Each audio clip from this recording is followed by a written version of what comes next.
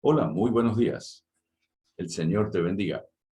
Continuamos aquí en nuestro espacio, caminando por las hojas del Deuteronomio, las páginas de este libro tan apasionante que las Escrituras nos regalan.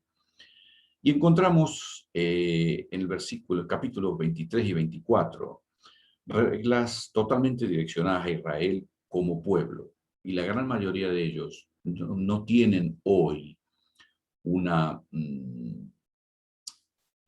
una perspectiva de que el pueblo cristiano practique estas leyes. Absolutamente no. Pero sí para que de ellas saquemos principios positivos para nuestra propia vida. Primero inicia con la negación de la entrada al pueblo de alguien que tiene los testículos magullados o su pene amputado. Pues bien, ¿cómo es esto? Antiguo Testamento estamos estudiando, ¿sí? En el Nuevo Testamento no es esto una regla, absolutamente no. Pero en este momento histórico tenemos que entender que lo que está hablando aquí es de una amputación del miembro masculino, pura y exclusivamente hecha voluntariamente en sacrificio a los dioses. Eh, sí existía esto en la antigüedad, no sé si actualmente se sigue haciendo, pero, por ejemplo, en Madrid, en la ciudad de Madrid, en España, hay una fuente que se llama la fuente de Cibeles, una fuente muy importante, ¿sí? Es una diosa griega que está en un carro y tirado por dos leones, y es muy famosa en Madrid. Y la cuestión es que en la antigua Grecia se adoraba, y no solamente en la antigua Grecia, sino en varios lugares, ¿sí? Se honraba a esta diosa. Y los sacerdotes, los sacrificios que ofrecían, era precisamente amputarse los genitales, el pene o los testículos. Entonces, tenemos que entender de que, lógicamente, lo que Dios está diciendo, mira, si tú voluntariamente estás amputándote los genitales, literalmente estás negando dos leyes fundamentales.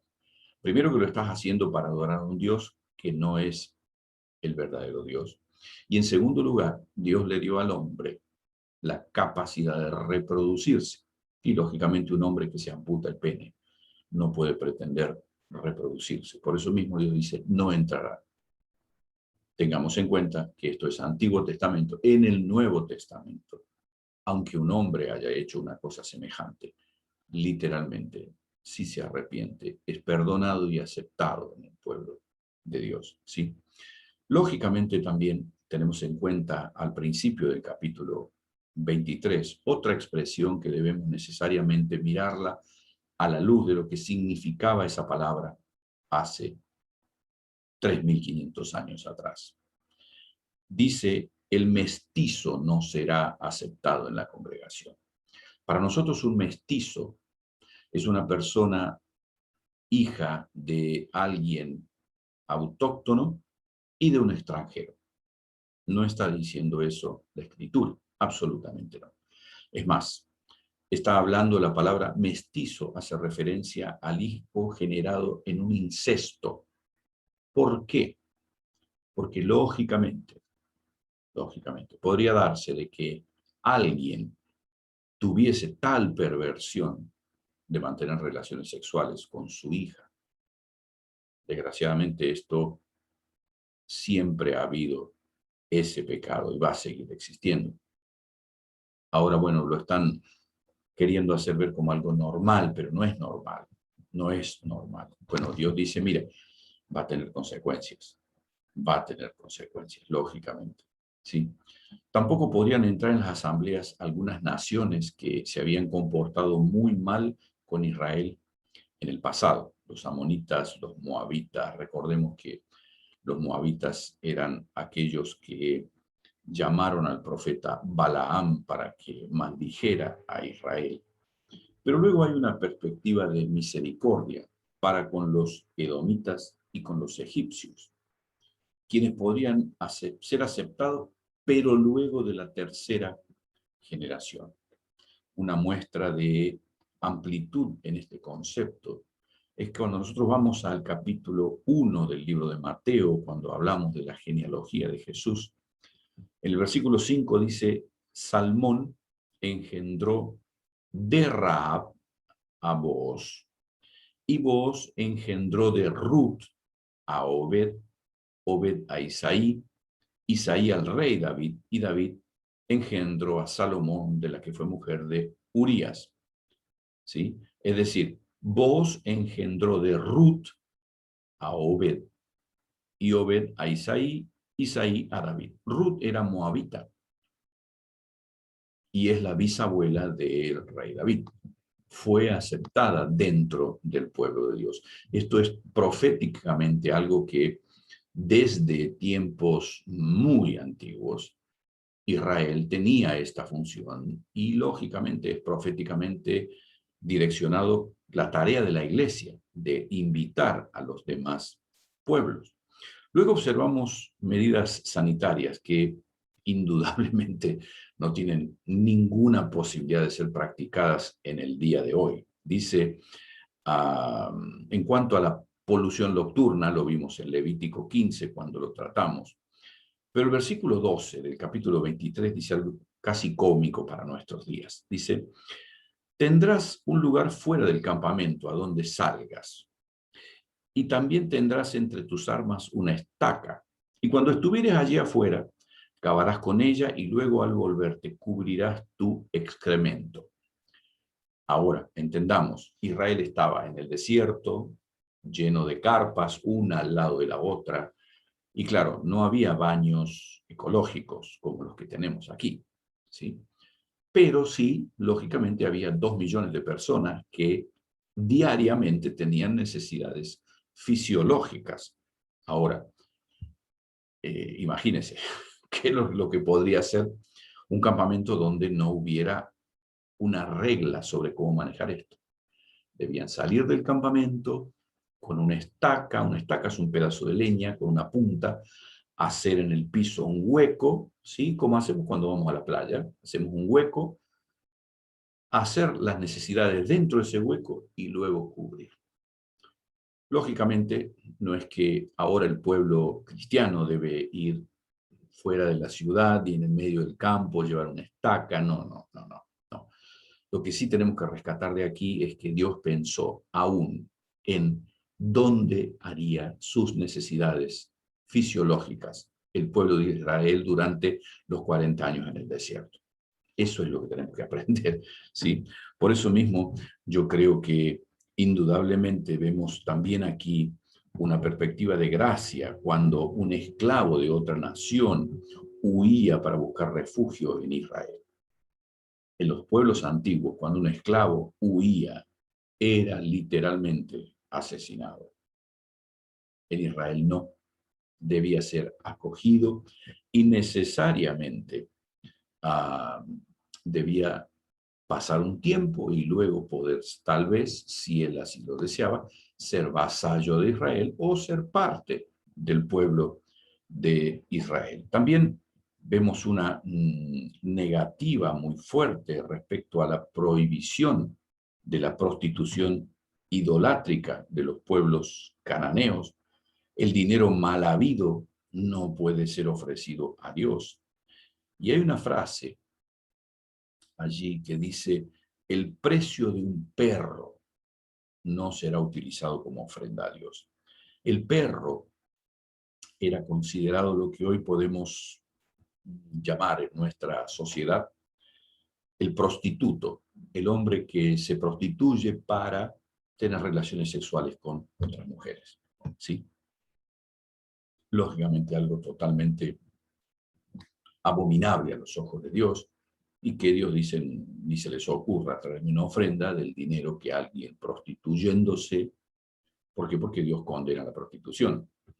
Es decir, no condena ni a la prostituta ni al prostituto, ¿sí? Condena la prostitución.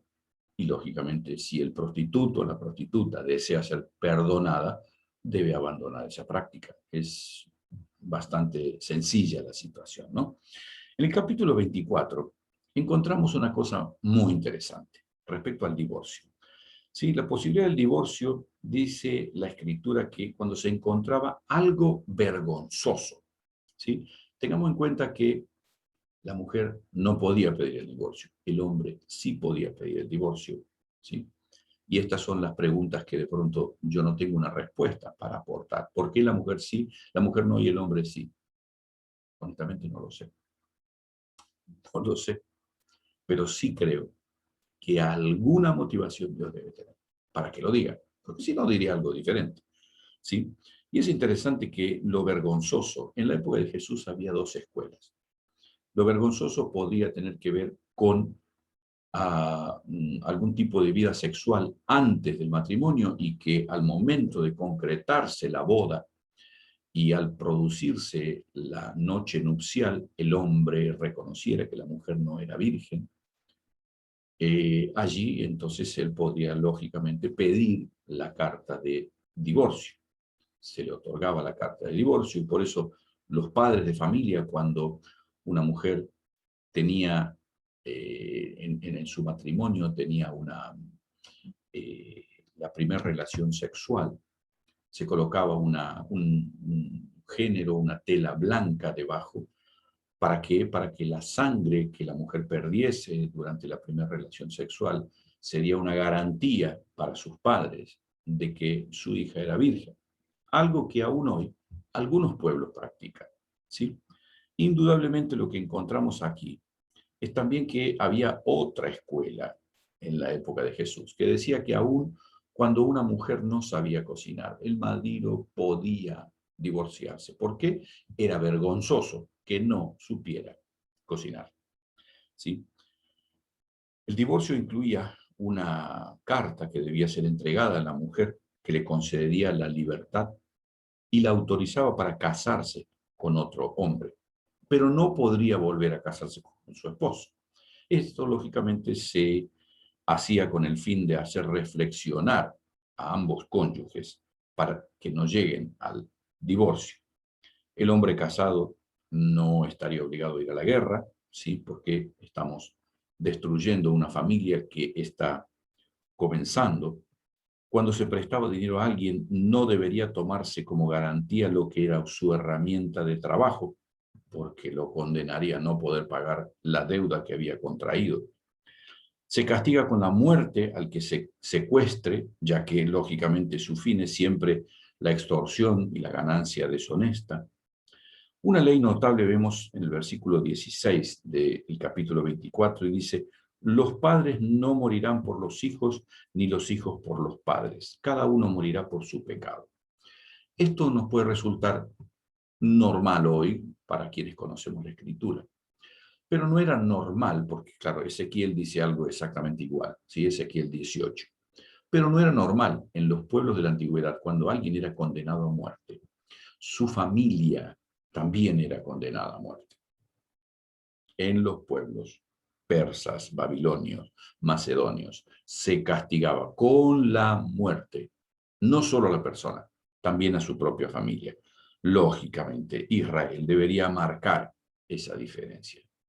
Castigar al culpable y, lógicamente, perdonar al inocente. También es notable la referencia al trato que debería darse al pobre que pedía dinero prestado. No sería abusado, pero se muestran dos parámetros muy interesantes para aprender nosotros hoy. Al deudor se le trata con mucha dignidad, pero debe pagar la deuda. Las dos cosas. Volvemos siempre a un punto, la responsabilidad personal y el deseo de sembrar lo que el hombre siembra, eso es lo que recoge. Por eso mismo, Israel debe comprender que el deseo de Dios es que todos prosperen y no que prosperen algunos en desmedro de otros. La huérfana, el huérfano, la viuda, el extranjero, son tenidos en cuenta de manera especial. Ser pueblo de Dios implica ser diferentes, ser solidarios, ser justo. Y tristemente no siempre se cumple esta regla en el pueblo de Dios. Encontramos en varios profetas el reclamo de la falta de fidelidad de Israel para con estos mandamientos. Lógicamente, también sí, aquí el hecho de ser solidarios, de ser personas que pensamos en los demás, de ser personas que vivimos sabiendo que todo lo que estamos sembrando, un día cosecharemos. Eso es lo que tenemos que vivir como iglesia.